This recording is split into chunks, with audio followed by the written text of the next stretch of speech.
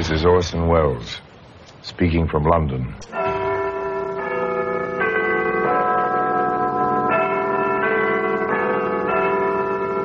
From the Black Museum, a repository of death. Here in the grim stone structure on the Thames which houses Scotland Yard is a warehouse of homicide, where everyday objects, a piece of carbon paper, a tin ashtray, a broken teacup, all are touched by murder.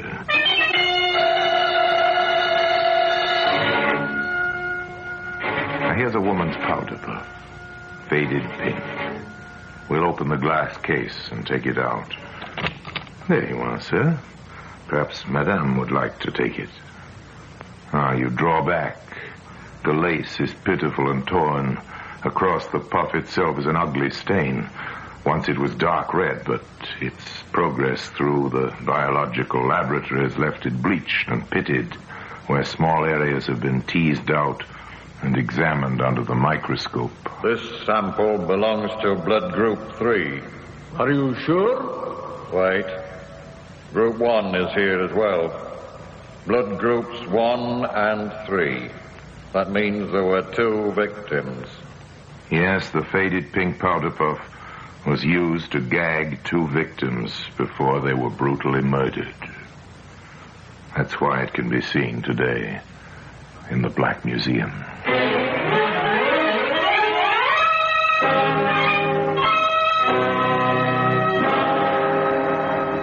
From the annals of the Criminal Investigation Department of the London Police, we bring you the dramatic stories of the crimes recorded by the objects in Scotland Yard's Gallery of Death, the Black Museum.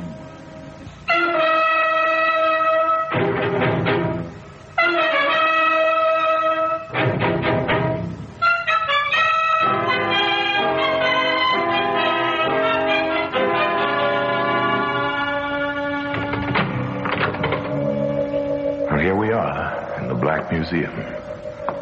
Yes, beyond these stone walls, London throbs and is alive, but within these rooms, there's silence and death. It's very quiet. Come with me. Under the frieze of death masks, the masks of criminals of bygone days, suspended grimly under the ceiling, we pass slowly along the rows of murder exhibits, not always frightening in themselves, but terrifying when considered in relation to their history. There, matchbox. Here's a nail file. Each exhibit marked with the names of the killer and the victim. But our objective now is the powderpuff. As it lies on the palm of my hand, let's turn back the clock and meet the man who used it for a grim purpose. His name, Richard William Hyson. The time, dawn on the morning of Friday, October the 18th, 1946. The place, Pentonville Prison. This is it, boys? Take it easy, Hyson. You've got about a couple of hours. Give me a cigarette. Hey, thanks. You're too kind. This is 20 days we've had in here, isn't it? Yes, 20 days. You won't forget me, will you? No, we won't forget you. Before I go, you must remind me to compliment the management. The food's been excellent. I can thoroughly recommend it to future guests. I've only one complaint. What's that, Hyson? The execution shed is too close. I'm sure I could hear the hangman practicing with a sandbag last night. Nonsense. Here, have a wash. After I've finished my cigarette. All right. No hurry. No hurry. 2 hours to go. 2 hours in which to reminisce. I think I was right not to see my mother and father. They wanted to see you. Oh, that's because they remembered me as I was. Big, blonde, and handsome. But they never really knew me. I nearly killed a girl when I was 16. Did you? Yes. It was at a kid's party. After playing Postman's Knock, we got tired of that. And I suggested we should play The popular parlor game of murder. Somebody commits a crime in the dark, and the rest of the party are supposed to discover the culprit. Young Richard Hyson entered into the spirit of the thing with zest. Jean, you come with me. All right, Dick. Let's go upstairs. What shall we do? Oh, never mind. I'll tell you. Let's go up while nobody's looking. Come on. Here's a box room. Let's go in. No, I'd rather not. Let's hide here. In you come. No, Dick. Don't be afraid. It's only a game. I'm putting this handkerchief in your mouth. Oh, let me go. Now I'm squeezing your throat. Shut up! Jean, where are you? Oh, there you are. Why, Dick. But, Jean, what's happened? He killed her.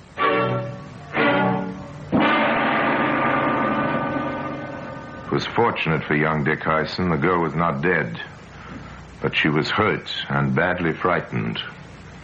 The warders in the death cell listened to Hyson's prelude to murder in silence, but perhaps their eyes betrayed their emotions. You're shocked, aren't you? Oh, give me the towel, will you? Oh, thank you so much. You make a good batman. Have you been in the services? I was in the Navy. Oh, interesting. That was the only service I was never in. I began in the Air Force. Yeah, so I believe. Hey, I better start dressing now. I enlisted as a pilot. Fighter pilot. They gave me a commission, of course. Of course. Here's your tie. Yeah, thank you. I had only one complaint about the Air Force. Yeah? What was that? The pay. So I volunteered to take over the mess funds. Well, that helped. So did the uniform. You better put on a clean collar. Oh, I'm allowed a collar, am I? Oh. That uniform certainly pulled them in. Pulled who in? Well, who do you think? Remember the case of the Air Force girl found in the burnt-out car in Suffolk? So you were responsible for that, were you? How did it happen? Now you're interested. Listen, boys, come on, gather round. I'll tell you about it before it's too late. Richard Hyson could never bear to be anything but the center of attraction. He could never tolerate a disinterested audience. Even in his last hours, he had to hold his listeners. But how much of the truth he told will never be known. Nevertheless, a pretty girl of 21 had been found dead in a car close to the station where he'd been, looking after the mess funds 5 or 6 years previously, and he told his warders how he had stopped her on a lonely road while she was driving a staff car.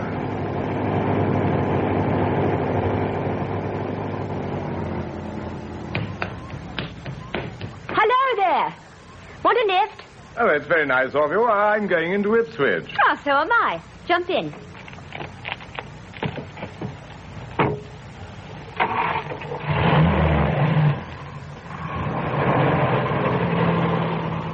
What's your name? Parker, sir. And your first name? Joyce, sir. I'm Richard Hyson. You can call me Dick and drop the sir. Yeah, I think I've met you before. Oh, I've seen you, too. At the Commandant. Yes, it might have been. Well, it was. I've been thinking about you ever since, Joyce. Oh, I don't believe a word of it, Mr. Hyson. Dick. Look out. Watch that bend. Oh, I'm sorry. Oh, never mind, sweetheart. I've got nerves of steel. But I'd be happier if you let me take over. Yes, perhaps it would be a good idea. Thanks. Oh, don't bother to get out. I'll get out my side.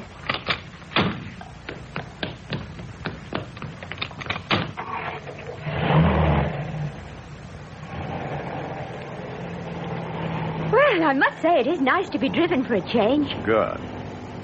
What are your plans after you've dropped the car into workshop? As a matter of fact, I'm feeling rather good today. You see, it's my birthday, and my mum sent me a very nice present this morning. Well, many happy returns. And how old are you? 21. Congratulations. She's 21 today. 21. What did they send you? Money. Oh. That's always the most sensible gift. Yes, it is, isn't it? I say, are we on the right road? Yeah, I think so. We're not, you know. We're right off the road now. Hey, stop!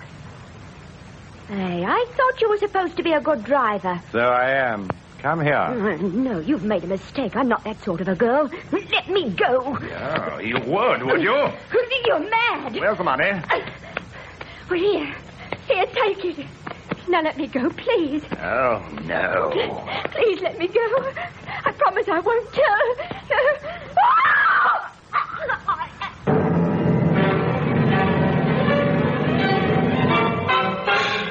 Hyson had no intention of giving his unfortunate victim the opportunity to tell.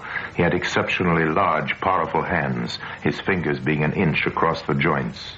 There is no doubt that poor Joyce Parker was helpless in his grip. And when it was all over, he put her behind the steering wheel, started the car, and set fire to it. When the flames had a hold, he jumped off the running board from where he'd been steering, and the blazing car, together with its pathetic little passenger, plunged on until it crashed over the edge of a gravel pit.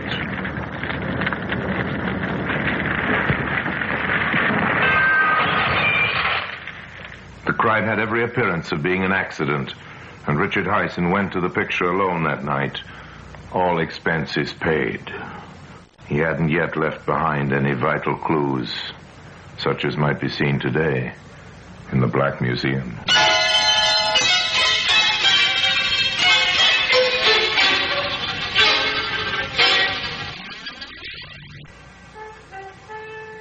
We returned to number 2 death cell in Pentonville Prison.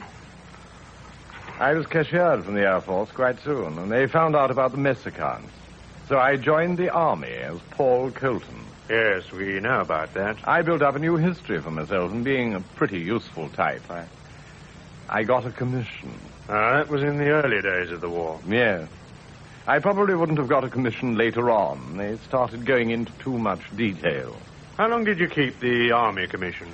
About a year. I lost it in the Middle East. That was really rather amusing. I was visiting the mess at HQ when I heard the general talking about selling his car before he was posted to a new command. And that gave me an idea.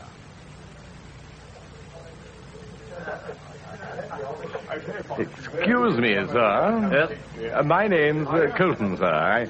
I'm sorry to hear you're leaving the command.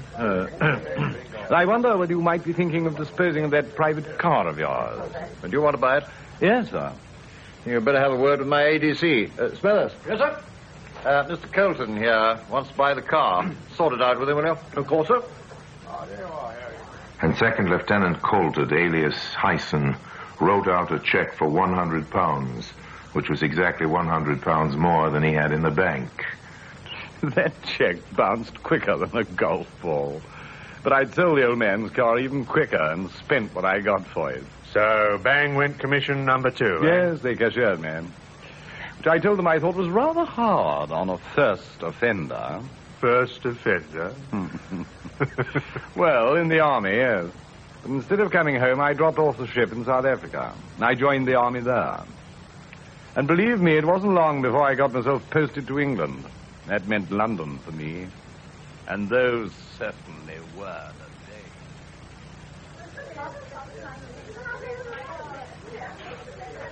Don, I'd like you to meet Muriel. Donald Smithers, Muriel Gerton. Oh, hello there. And what are you drinking, Muriel? Scotch and water, thanks. Oh, tough baby, eh? Well, good for you. Hi, Stuart. A very large scotch and a very little water for a pretty girl. You're quite a son of a gun. Believe me, ma'am, I've had to be. What are all those medals on your chest? Oh, Distinguished Service Order. And this one, I know. The Distinguished Flying Cross. Right, baby. I don't know these two. Oh, quite a guy. I got it flying with the Free French, and that's the OBE, Order of the British Empire. My, you're a hero. You must have a drink on me. Donald Smithers, alias Paul Colton, alias Richard Hyson, had made the first vital mistake, which was to lead him to the scaffold. Needless to say, he was not entitled to any of those decorations. And he had sewn the ribbon of the OBE in the wrong place on his tunic. And, although he was still a captain in the South African Air Force, He was wearing the uniform of a lieutenant colonel. These points were noticed by an observant officer in the Royal Air Force who passed the information on to the security police. A rapid checkup followed, and Hyson was court-martialed and cashiered for the third and last time. Now he lived on women. During one short period, he was engaged to be married to no fewer than 9. And each one financed him to a greater or lesser degree. And that took quite a bit of staff work, keeping them apart. But there was one I quite liked, Doreen Wilson. You'd better get on with your breakfast. Yes, time flies. Doreen was a honey. Somehow I never managed to get her alone for any time. Pass the salt, will you? Thank you. I shouldn't have bought her that Powderpuff. You made a mistake there, Hyson. They all do. What do you mean, they? I'm unique. Remember that. The night I gave her the puff, we had a row. She wouldn't come back to the hotel with me, so I snatched back the Powderpuff while she was using it and walked out on her. So Doreen Wilson was saved. I was pretty annoyed. I never did take to a brush-off. So I hung around outside the club where I'd met Muriel Gerton, and I didn't have long to wait. Muriel? Who's that? Why, Donald Smithers. Hello, honey. Come and have a drink. Okay. Let's go up to the club. Well, I haven't any money till the morning. That's all right. I've got plenty. Have you? I don't believe it. Then look at this. A handbag opens, stuffed with notes. The fate of Muriel Gerton is sealed. Look, sweetheart, I'm not the type of man who takes money from a pretty girl. Not even from you. If you'll come back to my hotel, we can get all we want on my bill. So back to the hotel in South Kensington. And at the last moment, Hyson stopped abruptly, as if struck by a sudden idea. You'll have to go gently, honey. I just remembered. They won't serve drinks to visitors after hours. We'll have to go in the back way, where we won't be spotted. So in they went. Not into the hotel where Hyson was staying, but into another one where he had stayed sometime previously. Hyson knew the geography of the place perfectly. He took his unsuspecting victim through the deserted trade entrance and up the servants' staircase to the first floor, where he found an unoccupied bedroom. Okay. In you come. Thanks. Donald, are you sure this is your room? Of course. Why? It looks so empty. No clothes, nothing on the dressing table. Well, I'm naturally a tidy person. Now, come and sit down. This was an invitation to a drink. No, there are better things to do than drink. Come on, sit down. Now, look here. I may be tough, but I'm not... Sit down. Why, you beast! I'll scream! There's a present for you. Powderpuff, in your mouth. That'll keep it quiet. Now, my beauty, I've got you exactly where I want you.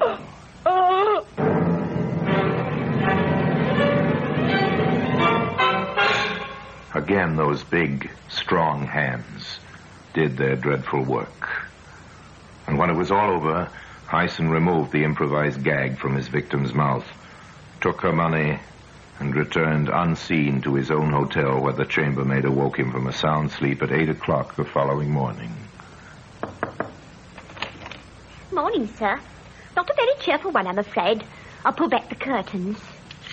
Oh, it's pouring outside, and nasty and cold. Now drink your tea while it's hot. And here's your newspapers. Huh? Oh, the papers, yes. Oh, thanks. Thanks very much. Not at all.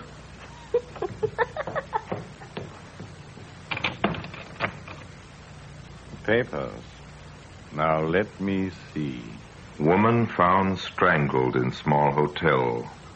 Murder in South Kensington.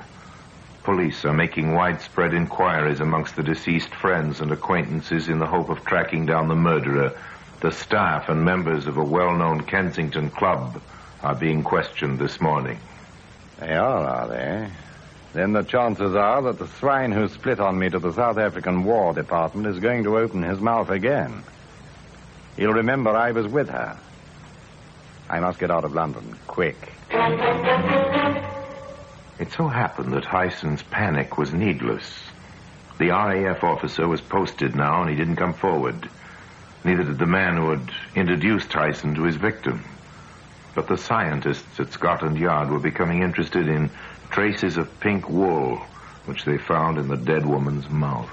There's no doubt we've got particles of face powder on this fragment. So the murderer must have gagged her with a powder puff of all things. But our own powder puff, which is white, was still in her handbag. That means the puff which was used by the murderer was taken away by him.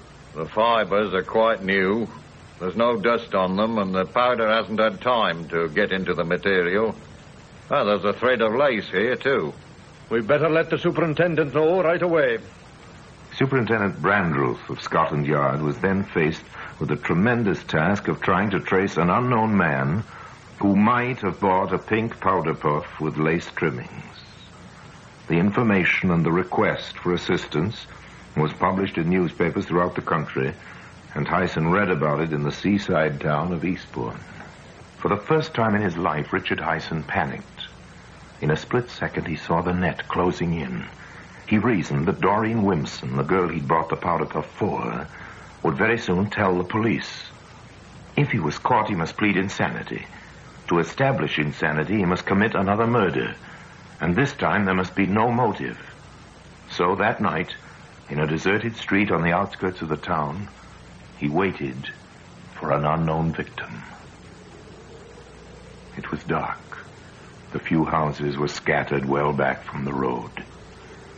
For nearly an hour, nothing stirred, while murder waited to strike in the shadows. Go back, little girl, go back, go back. No, she must come on. He's waiting with those big, strong hands, tense and ready.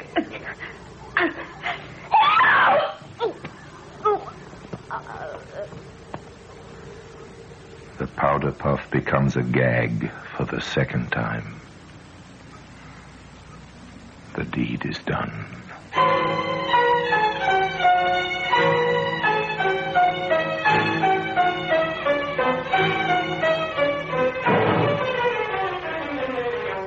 I might have got away with a lot if Doreen Wimpson hadn't remembered the powder puff. She identified it, didn't she? Yes, I knew she'd get me.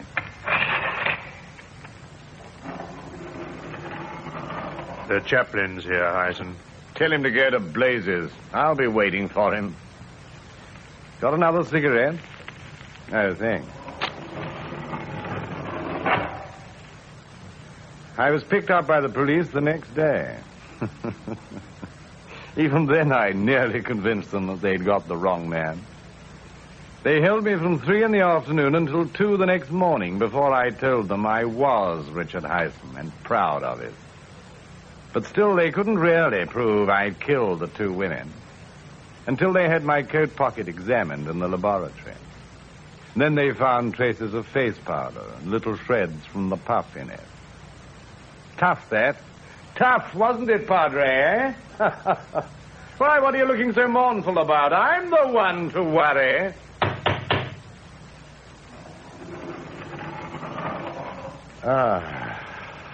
So the hangman's here at last. Yes, Hyson. It's nearly over.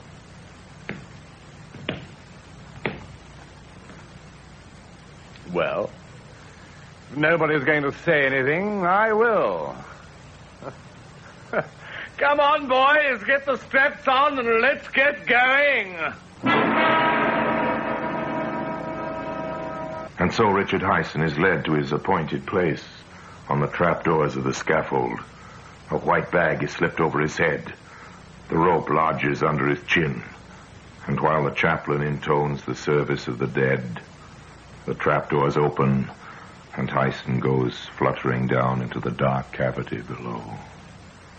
Justice has been achieved. And all because of the faded pink powder puff which can be seen now in the Black Museum. Hyson loved the limelight, and he was nothing if not bold. He did serve in the Army and the Air Force, but his decorations and his tales of gallantry and action were all lies. He lived on lies, forever hoping that they would never catch up with him. But one by one, they did. And with them came the evidence.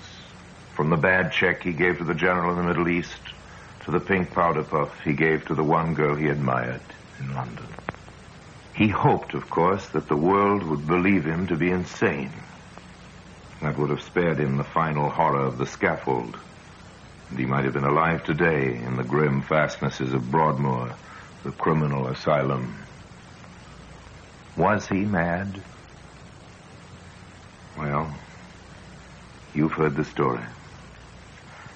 So another chapter of murder is closed, and the little pink powder puff, faded now, has its place in criminal history.